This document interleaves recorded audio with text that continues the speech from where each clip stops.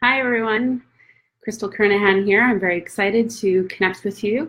I'm at Divine Clarity in my spiritual center here. I'm in my reading room, and I have a lot of great questions people have submitted, so I will get started, and hopefully some of you will come online and see this or watch it later.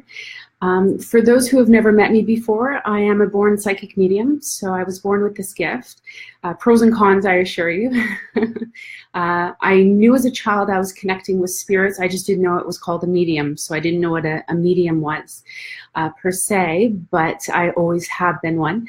Some of the questions I have here are all the way from the basics, can I turn it off? All the way to very in-depth. So I'm going to do my best to answer most of them, as we did receive quite a few, so thank you for that. I appreciate that.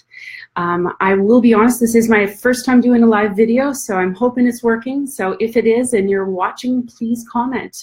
Do check in, do say hello. So the first question I have is, how do you know if you're gifted? And the truth is, I think we're all intuitive. I think every human on this planet is intuitive. The analogy I commonly use is kind of like everybody can play hockey. Some people naturally are just really talented right out the gates. Other people might take years of practice to get to the same level of expertise, but truly anybody can play hockey, play piano, what have you. So when we're taking a look at this gift that we all have, anytime that you feel things, sense things, know things that seem beyond the physical senses, that would indicate you're gifted. So we're all intuitive. You might think of a friend and they phone, or you might just have inner knowings, but we're all intuitive. Now, as you might have seen in my previous medium video, I think there's different levels, and I think there's ways that we can learn to develop our gift.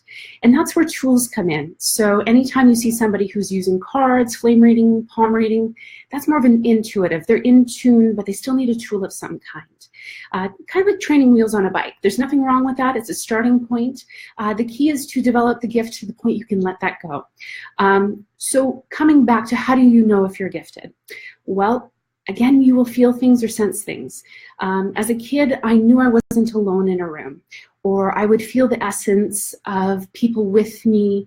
I would have images pop into my mind that didn't make sense in the moment, according to the surrounding, but then later on the next day I would see it, or a day later it would show up. So psychicness would come into play. Another way you know you're gifted is you're able to feel what other people feel. So this would be clairsentience, where you can feel emotions from others. There's varying levels of the gift. Claircognizance is knowing things you don't know how you know, it just comes to you. We then have clairvoyance, so images that pop into your mind. So we all have these gifts. My answer is we're all gifted. That's the answer. We're all gifted, just varying levels of degrees, and all of us can develop our gift. It is a muscle. Intuition is truly a muscle. So starting to work with tools is the first way. I personally kind of skipped tools. I worked with them a little bit, but Spirit kind of groomed me just to use my own gut instinct.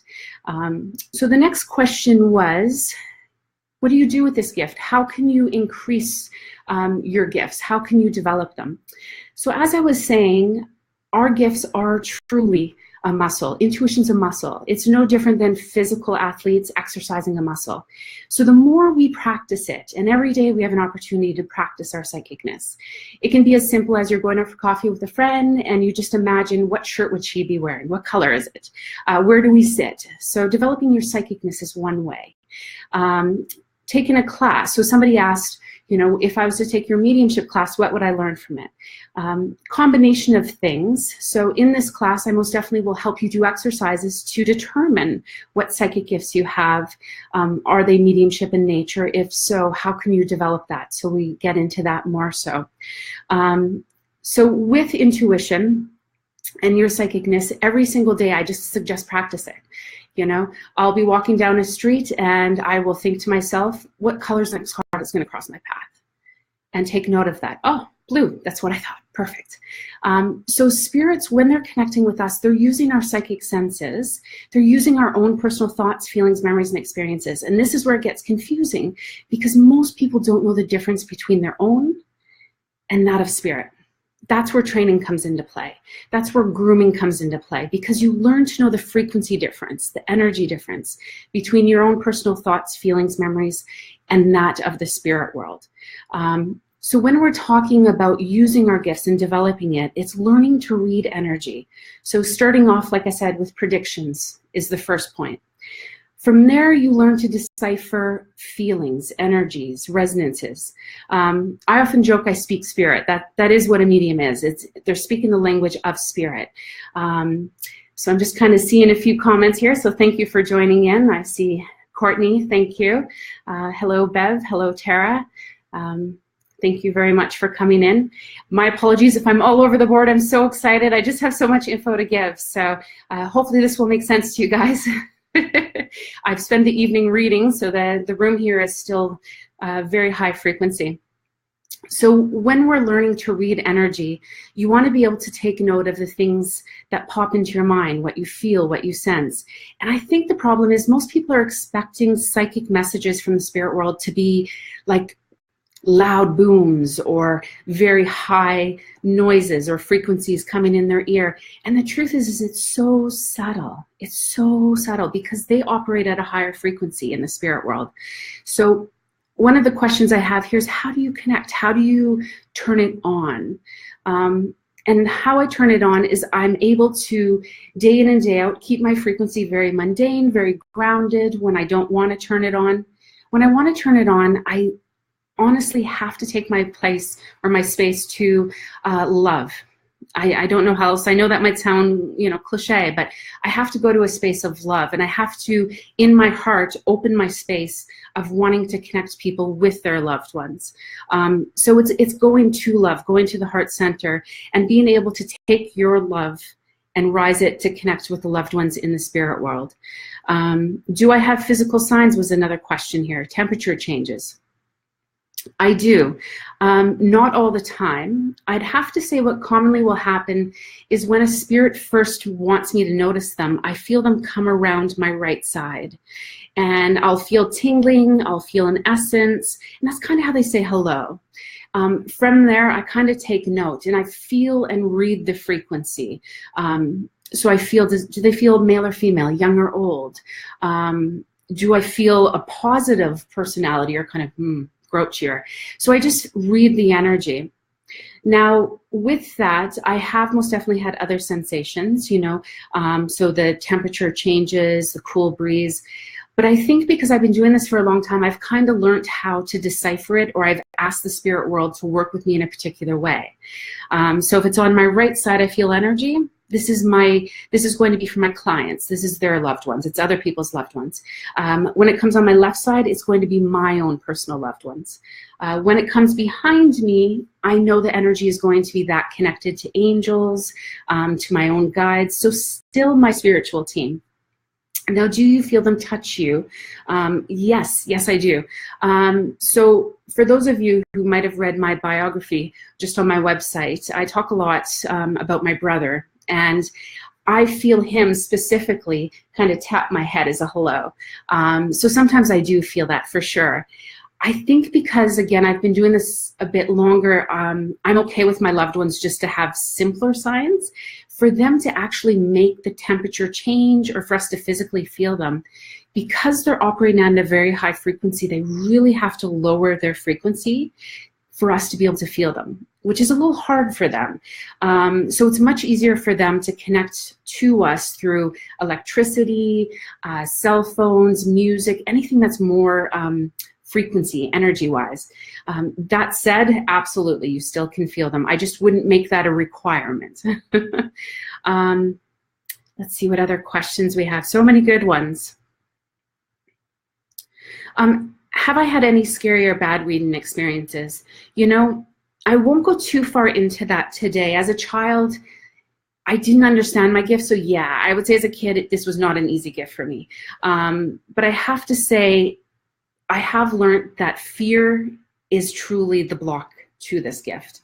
And I was more afraid of being afraid than anything else. So if I could go back and tell young me anything, I would say, don't be afraid. Every single spirit carries the divine spark of God and source, and see the love and goodness in them. and you'll be able to rise above anything. So, you know, I commonly have people say to me, you know, are you afraid if you see a medium or if you connect with this gift, are scary things going to start happening? And the answer is no. Over the years, I've had people have me come in and cleanse their house because they're having all these hauntings happen and they think, oh, there's something scary here, you know, we need you to get rid of it. And I'd have to say about 9 times out of 10, it's their own loved ones. It's truly their own loved ones. So what will happen is when somebody opens their own energy in life to the spirit world, it's not that they're opening it to the dark side or anything scary. It's more likely that it's your own loved ones go, ah, she's listening. She's listening. Let's see what we can do to say hello. The problem is then you get spooked and you go, never mind, nope, don't want this. Can some of you guys relate to what I'm talking about? I most definitely have had those moments. And thank you for joining in. I'm seeing your comments here. Thank you, Sheila. Thank you, Sherry. So yes, I have had some scarier or bad reading experiences, but it was more due to my own lack of knowledge, my own understanding of my gift and of the spirit world. And with that, that is where training comes in. I have personally, for those who don't know, I've trained with many of the world's best because I wanted to learn from people who have figured this out. And wisdom is knowledge. Wisdom is knowledge. And I now am teaching medium classes for the same reason. I want to help other people understand this isn't scary. This is a beautiful, beautiful gift. And I don't believe in competition. So those sitting there going, is she training her competition? Listen, there's lots of people seeking mediums. The fact that I'm booking ahead as far as I am shows that. So I can't reach everybody. We need more mediums. We do. Now, the key is in taking these classes to understand that it's going to open you up to a beautiful side of life. This isn't fear-based. So when somebody takes a mediumship class, it helps them understand their best way of communicating with the spirit world. Now, truthfully, I think the spirits deliver the messages to us multi-sensory. And that was another question on here, is how do I receive the messages? So I believe the spirits deliver the messages multi-sensory. They bring it in their entirety. Here I am, this is my essence, this is my energy. How the medium deciphers the energy is going to be different. Oh, thank you, Shara. So how we decipher it's going to be based on our own personal experiences. So I'm a very strong visual person. I get lots of pictures that pop into my mind. I had a super cool reading in the last week. I had a woman come to me, for example, and I will get to your question there, Cynthia, soon. I had a woman come to me for a reading, and I was bringing through her husband, and I all of a sudden saw a gigantic snake. And I'm in Manitoba, we're in Canada, we do not have gigantic snakes here. So I saw a gigantic snake, and I saw her scream. And this was all in my mind. Like I saw the snake, I saw her scream. And I see it more in like an ultrasound. So it's not like vivid color, it's more like a shape, if you will. Plus I feel the resonance of it, sometimes here as well. So it's multisensory. And as I said it to this woman, I'm thinking, she's going to think I'm crazy. This makes no sense. And the moment I said it to her, she started laughing. She goes, yes, actually. And she proceeded to tell me that she lived in Thompson in an apartment building. And again, no snakes live there usually. And she went into the shower, turned on the shower, decided to look under the sink to grab something, and there was a boa constrictor under there. And these are things that are very random, but you can't make up. So that's an example of a visual that came. Now in that story, it turned out, because you're probably wondering the ending, it turned out that somebody had lived in the building and they had snakes and were kicked out because of it, and a snake escaped and ended up in her washroom. Poor woman. Anyways, the point I'm making is that spirit brings us the information in its entirety. And how we as mediums decipher it, whether it be hearing things, seeing things, feeling things, knowing things, is going to be based on what we're able to get on our own skill set.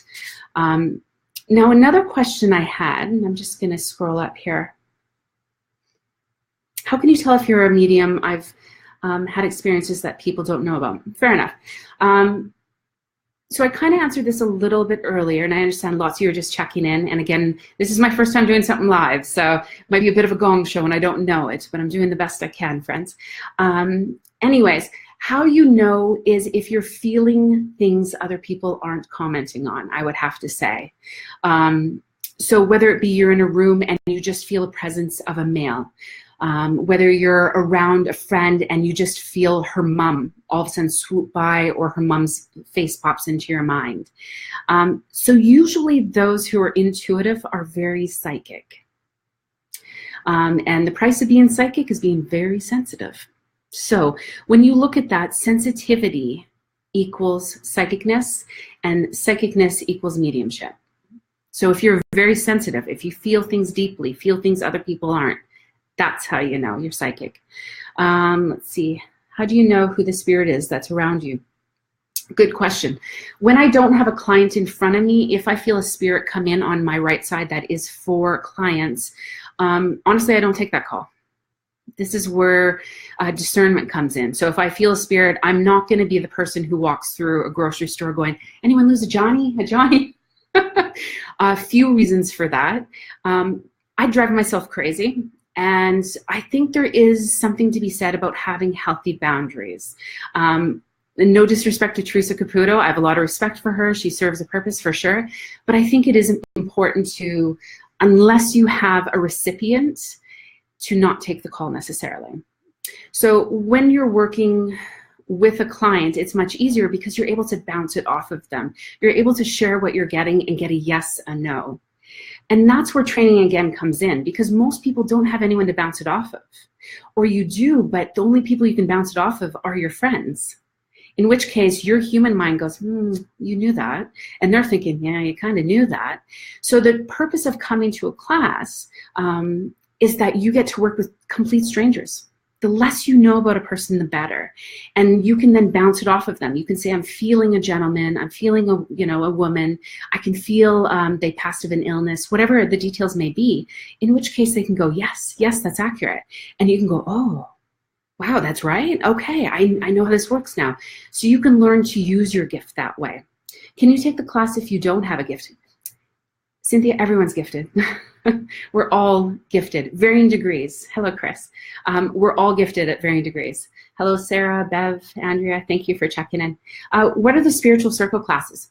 They're development circles. So earlier I talked about essentially being a medium is you're able to read energy. So all of us feel energy. That's what makes us gifted, is we feel sensations, we hear things, might feel the tingling and question, what is this? So in taking, first of all, the psychic class, you learn, or the mediumship class with me, you learn how to deal with that. You learn how to know what gifts are what, where to put them, how to decipher them. And then in the spiritual circle, or the psychic circle, you learn how to bring it into play. Now, the reason we have a circle is because we raise enough energy to connect to the spirit world. I often joke I'm an energetic runner. For me to do hours and hours of reading in a day, and I cap it at 4 readings a day, 4-hour readings a day. For me to be able to do that, I'm energetically running, literally. My frequency has to be super high and just go, go, go, go, go. So a lot of people aren't able to maintain that level of energy or that type of a link. So in a psychic development circle, we have a group where we create sacred space, we know it's a safe space, and we build the energy up for people to be able to connect to the spirit world. And once they have a link, we're able to then give them enough energy to maintain it, and I'm able to guide them and encourage them so that I can actually work with you to say, what do you see? Where's it going? And I'm kind of like the air traffic controller, if you will. So it's a safe space to learn how to use your gifts. Do you subsidize lower income? Well, I do the best I can. I do have scholarships. I don't announce them. So we do within every class have 1 to 2 scholarships. We also do payment plans. So I never want money to be the issue. For that reason, if you were to compare my rates to others, I do keep them, as reasonable as possible, but I do have a large overhead. So do consider that. It's around $400, I believe, for a weekend class. So you can see those details on my website.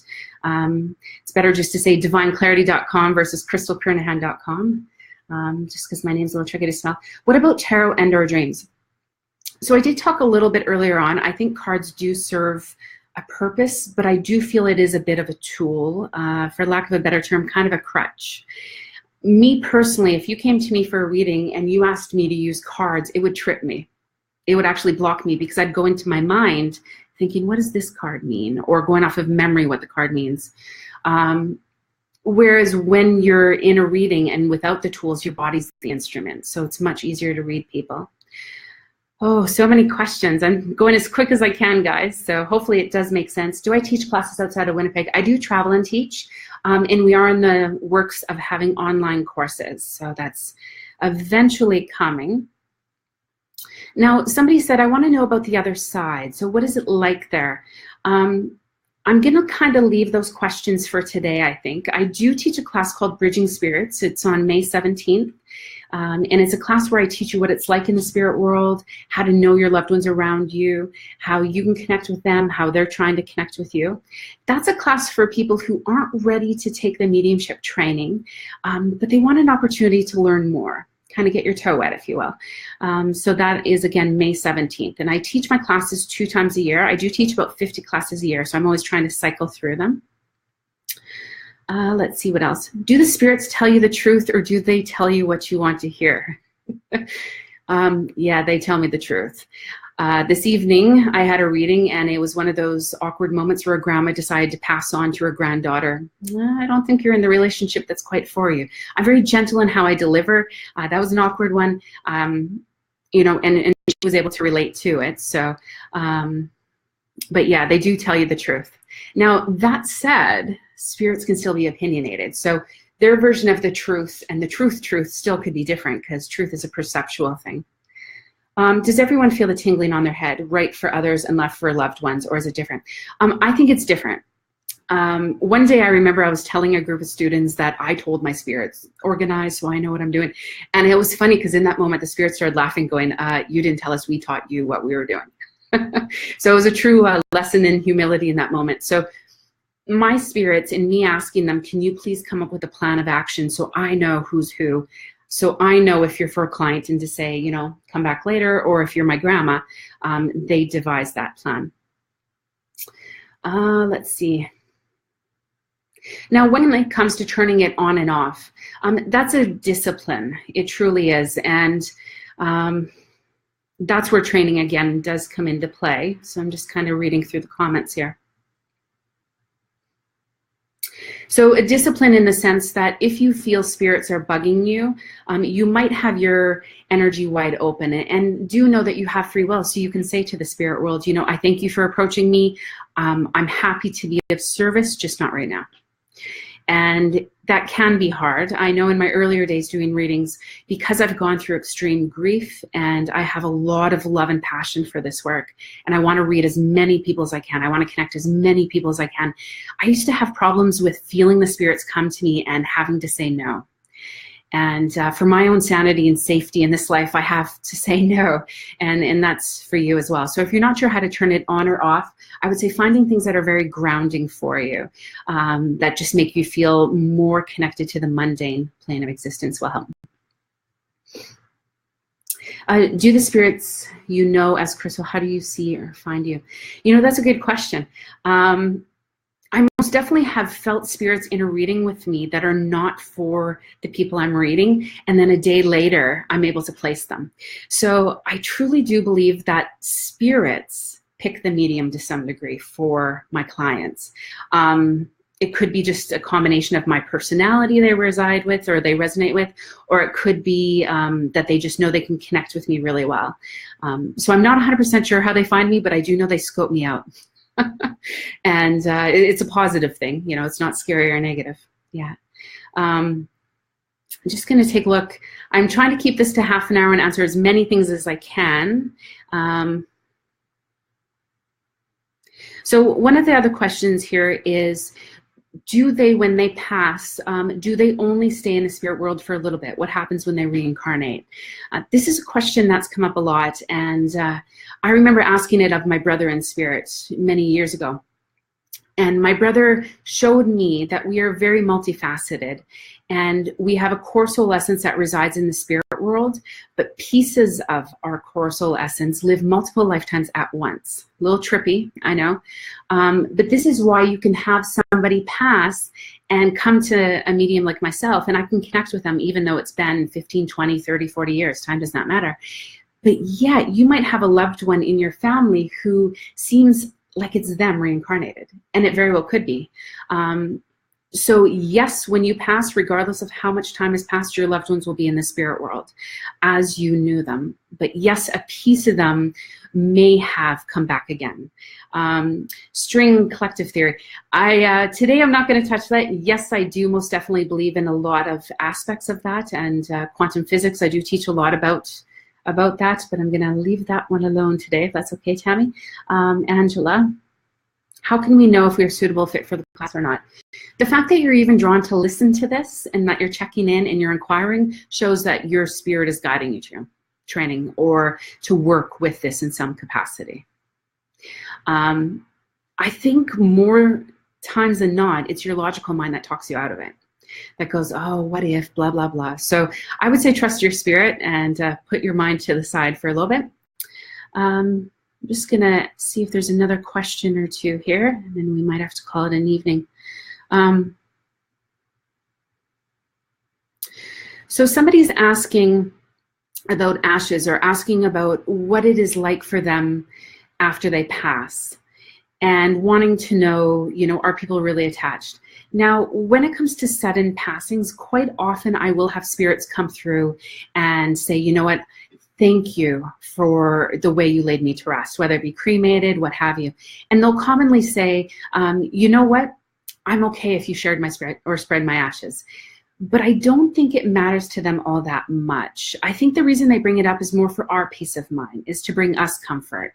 So it's like they want us to understand that they know what we've done, they've witnessed it, it's okay, so that we can be at peace with the decisions we made. But absolutely, they do bring it up in readings quite often. Combination of the evidence, evidence, and to bring peace to you. So I'm just going to do one last question here, and I'm just going to kind of scroll up.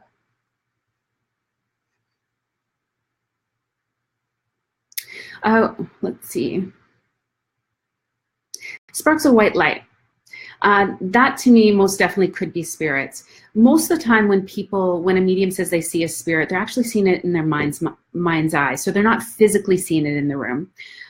It's more that they feel the energy or the resonance of the spirit, and then they're able to decipher it. So within their mind, an image will project of some kind to be similar or resemble the individual in the spirit world. However, when I see sparkling lights around a person, if it's around a person, this to me tells me that they naturally are connected to the spiritual planes of existence. If I've learned to decipher different colors as well. So white usually does mean spirits, blue means angels, purple means more the fairy realm or elemental realm. When I see sparks of light just in a room sporadically, yes, that can be spirits as well. And over the years, I've captured a lot of really neat pictures of these sparks of light and these orbs. So yes, most definitely take note of that. One question, I'll do the last one here. Are spirits everywhere? Yes, they're everywhere. So I always think it's funny when people go to a haunted place and they think it's just, ooh, a haunted place. And I'm like, they're kind of everywhere. In fact, in my experience, cemeteries are often the most calmest places because they're not sitting there waiting for you to show up. Hello, my dear. Hey, Jen. So they're not sitting, on their grave going, oh, I hope someone visits today. I think more likely what it is that they're going to be in places where people are, where the energy is. So movie theaters, they're going to be, social halls where lots of fun is at. And usually if you take photos, that is where you'll catch the most orbs is going to be in those places. So I think I'm just going to check one or two more. I know I said I was going to end there. You can see I have a very strong desire to serve and to do this work. I'm very passionate. I'm very shy by nature, which is why this is my first video. But my goal is to make myself more present with you guys. And so I'm just going to do one more question. What are the black shadows? I do believe they can be spirits. I just believe that they may be spirits that resided in denser energies when they were alive. So perhaps it might be a spirit that is a little bit more fear-based or sadder. But I do believe all spirits, regardless of their soul's development and their space in the spirit world, do carry the divine spark of God. So I don't feed any negative energy at all. I just don't focus on it. I can communicate with it if it's presented to me, but my goal is always to reside in positive energy, and that which isn't, I take there. So I'll leave that there. So I'm going to leave that there. I feel like I just came on and rambled for half an hour, but I hope you guys enjoyed, and thank you very much for checking in. We still do have room in my class this weekend for the mediumship class. You can easily register online, divineclarity.com or kristelkernahan.com. It is a 2-day class. And if you guys have any other questions, feel free to ask my staff. I have a great receptionist, so reception@divineclarity.com. I also do, answer questions here as well as my staff. And again, I'm very honored to do this work. I'm very grateful to be of service doing this. So thank you for checking in, and know your loved ones are just a thought away. Thank you.